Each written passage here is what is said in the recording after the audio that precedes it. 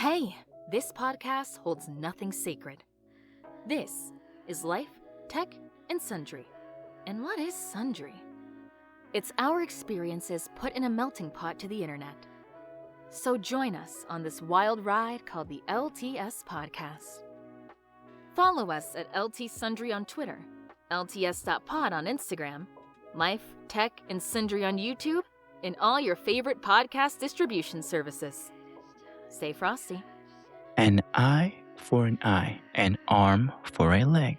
Who's keeping track of the ledger?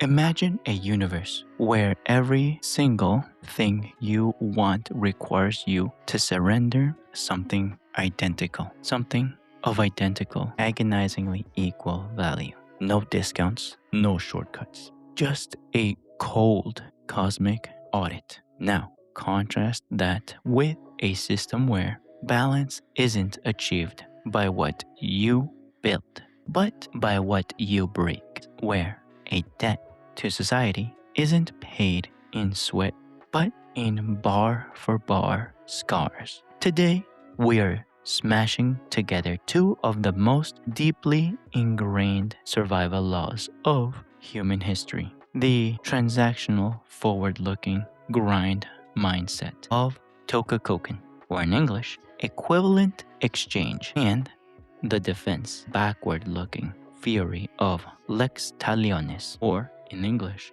an eye for an eye. Salutations, I'm host Marcos Lopez, and you've tuned into LTS Out of Office, the show where we crack open history, scramble the timeline, and realize that whether you're trying to perform alchemy or file a lawsuit, humanity is utterly obsessed with making sure the universe splits the check evenly. Check your pockets and guard your eyes, folks, because today we're walking the line between the hustle of the marketplace and the blade of the executioner. Let's see who's really keeping score. Let's dive in, starting with Touka Koukan, the hustler's alchemy.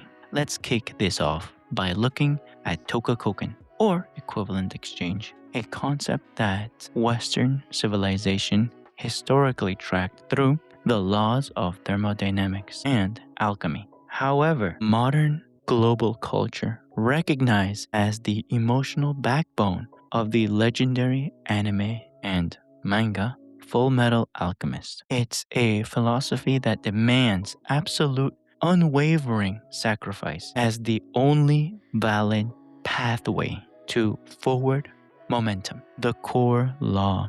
The operational thesis of equivalent exchange is brutally simple. Humanity cannot gain anything without first giving something of equal value in return, which is basically just the universe's incredibly dramatic way of telling us that there is no such thing as a free lunch, even if you have a magic transmutational circle. Think about it this way. Edward Elric from Fullmetal Alchemist traded a literal leg just to get his alchemy. A simple license, if you will, in that universe. If you know, you know.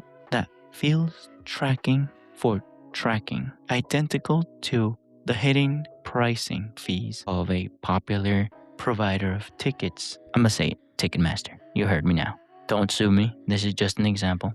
Basically, this company is known for tacking fees onto any event venue, even if it's the nosebleed seats. Unlike systems designed to repair past damages, Tokokoken is aggressively proactive, demanding to know exactly what you are willing to destroy or sacrifice today to build a better version of tomorrow. It's the ultimate hardcore self-help framework. Less manifest your dreams and more give up your sleep schedule and your left leg to pay the cosmic tuition. It's essentially the ultimate LinkedIn lunatic mindset amplified to a cosmic scale. It's the universe whispering, you want to land a 6-figure tech promotion?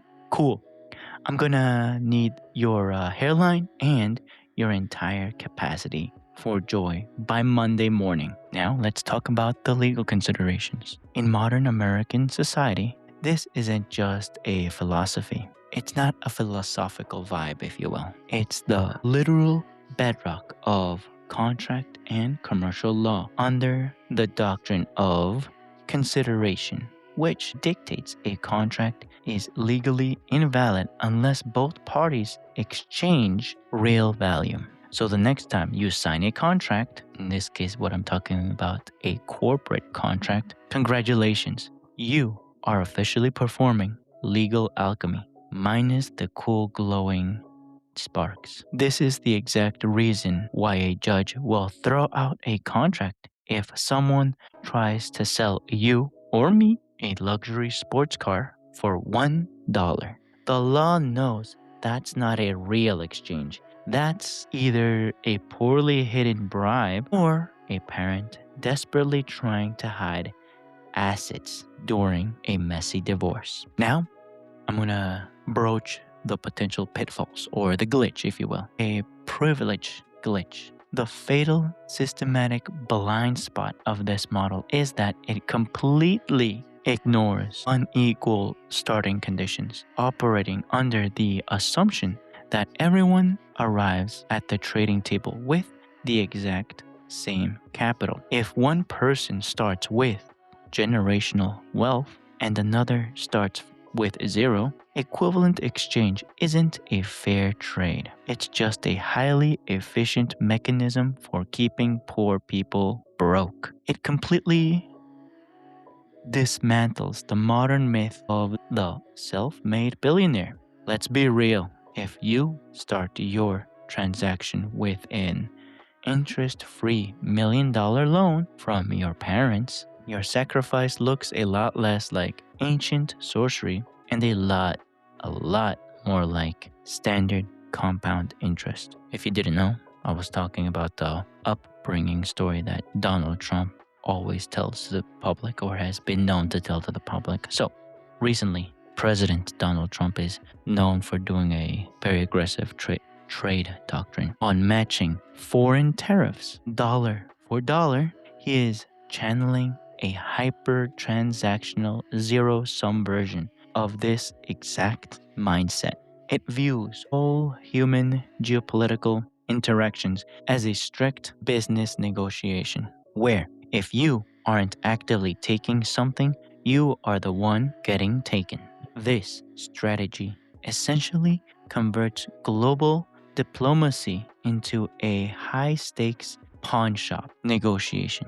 It completely strips away abstract concepts like shared democratic ideals and treats global treaties like a marketplace. To be completely fair to the strict transactional model, it instills a massive, humongous amount of personal accountability and discipline, completely eliminating the lazy modern illusion that success can be conjured out of thin air without blood, sweat, and tears. Say what you want about the grindset mindset, but the universe doesn't accept exposure or good vibes as a valid form of payment. And honestly, that's exactly why in anime, specifically training arcs, resonate so deeply across generations, whether it may be Goku with all the different training arcs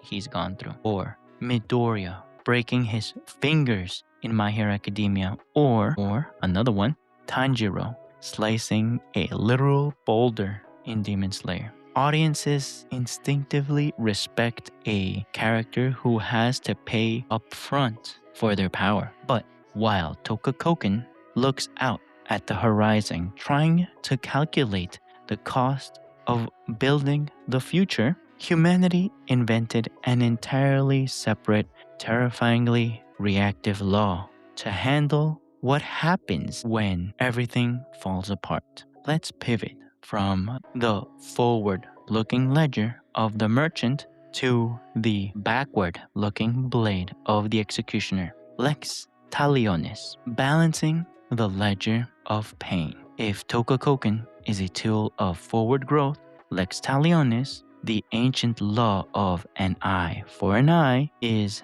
a defensive mechanism for backward repair. Rooted in ancient Near Eastern legal frameworks like the Code of Hammurabi from 1705 BCE, this principle was originally designed not to maximize violence, but to strictly cap it. Historically, Lex Talionis was actually an ancient form of criminal justice reform meant to prevent blood feuds. Mind you, there's still a lot of them. By dictating that a punishment cannot exceed the severity of the original crime. It has basically the ancient world saying, look, he stole your goat. You get to take his goat. You don't get to burn down his entire village and kidnap his cousin. It was humanity's very first attempt at an anti-escalation clause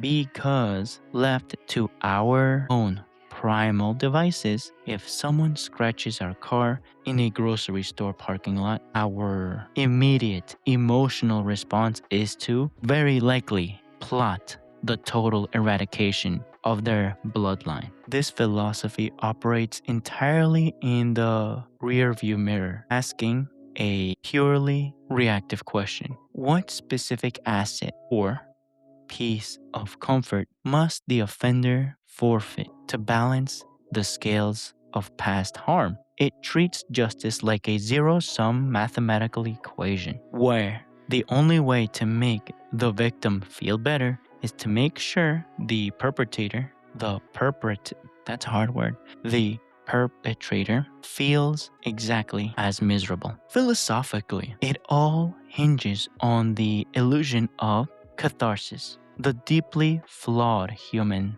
belief that if we can just replicate our exact trauma inside the body of the person who hurt us, our own internal exit wounds will somehow magically seal themselves shut. Today, this ancient code serves as the structural foundation of the US criminal justice system, dictating proportional sentencing guidelines, if you will, and protecting citizens against cruel and unusual punishments. Though, looking at the state of modern mass incarcerations, the system clearly still enjoys collecting its pound of flesh with absolute bureaucratic precision. Mind you, I don't know why bureaucratic isn't as hard as perpetrator. If you can say it, leave it in the comments. You see, this starkest in our civil court where we've tried to turn flesh into currency, we can't unbreak your leg from the slip and fall. So a judge looks at a standardized chart, if you will, and decides your physical pain is worth exactly $42,000 and a free corporate apology. The infinite loop, the massive failure point here is what philosophers call the Gandhi trap. The reality is that humans almost never agree on what constitutes as a perfectly equal retaliatory strike. Oh yeah, the government even does that internationally, turning justice into a multi-generational cycle of revenge. Because when you scream an eye for an eye, you usually end up with a room full of blind people swinging wild haymakers at each other in the dark. Just look at any classic pop culture conflict, from Batman refusing to pull the trigger on the Joker to John Wick taking out half of the global underworld over a puppy.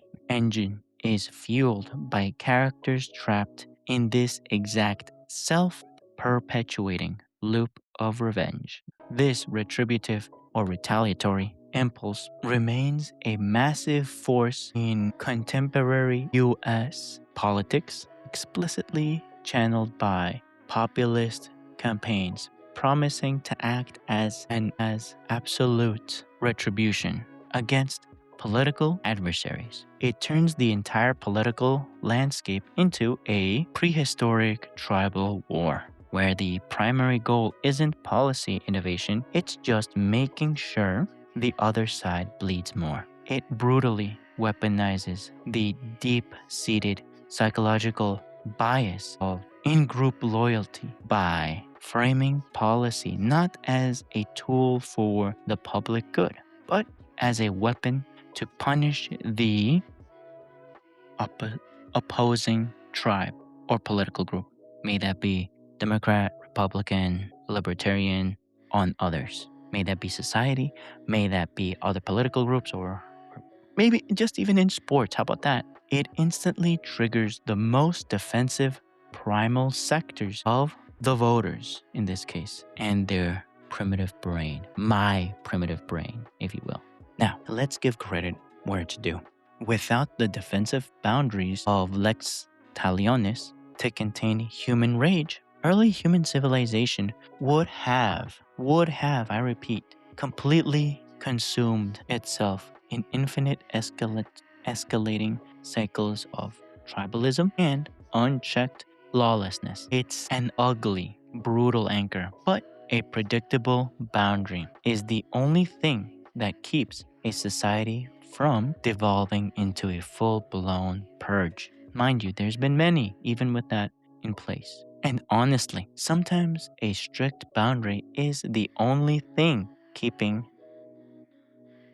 the peace. If there wasn't a universal penalty system for stealing your coworkers' labeled oat milk from the office fridge, corporate America would look like a Mad Max movie within 48 hours easily, which leaves us with a critical breakdown. What happens when you try to apply these mathematical calculations of debt and exchange to the one area of reality that completely defies logic? What happens when the math fails the human heart?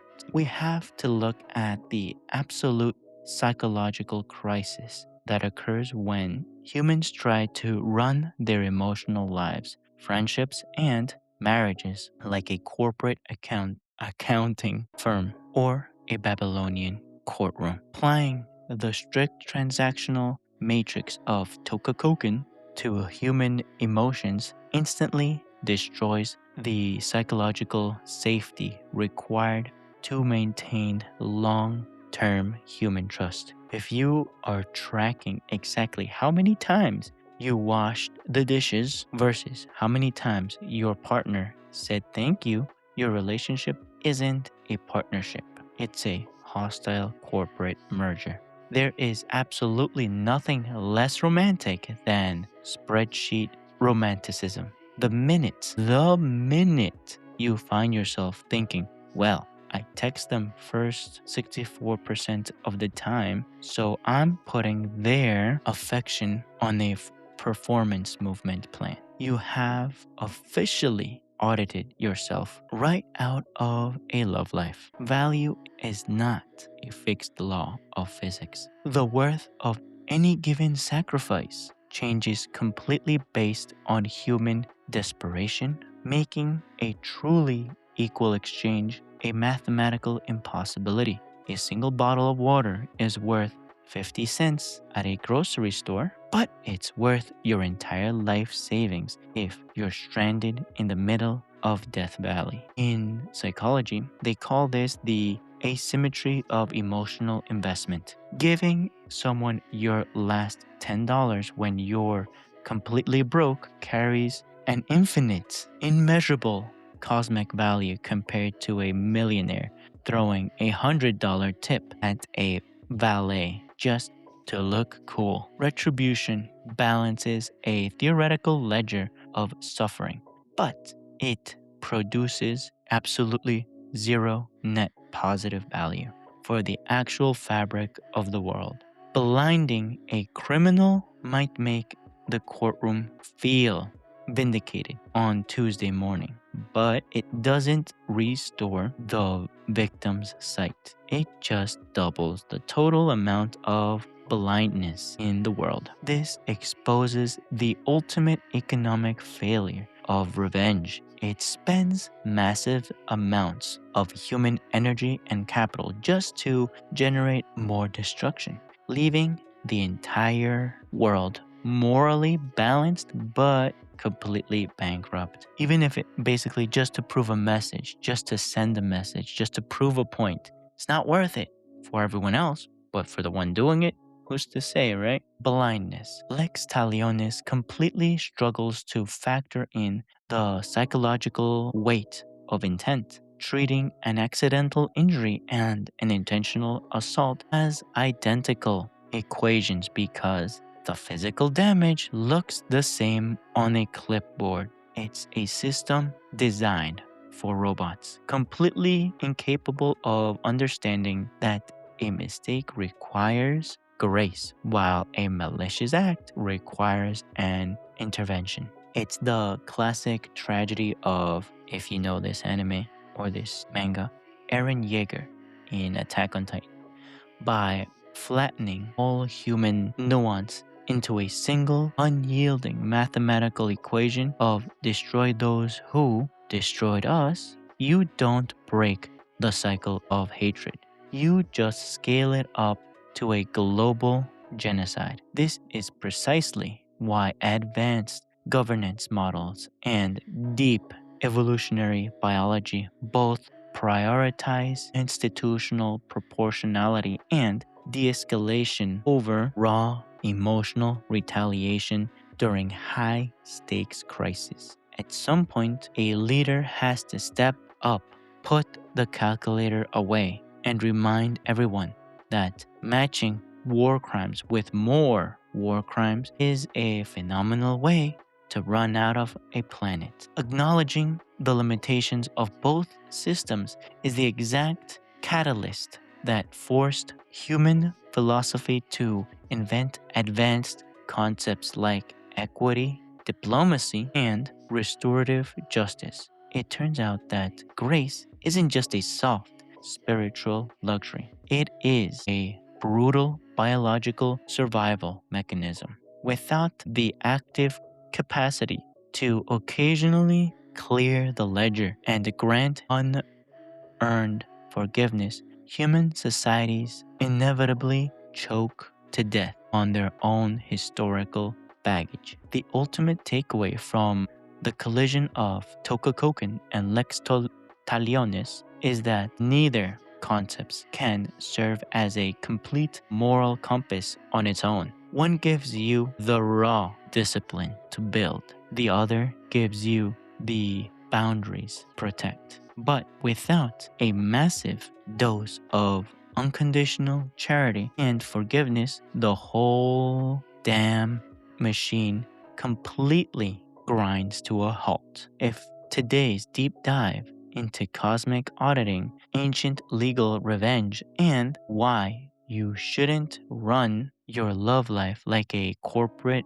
bookkeeping firm gave you a healthy appreciation for the fact that we don't live in a perfectly transactional universe, do me a massive favor. Hit that subscribe button right now and share this episode with your favorite hyper-rational friend.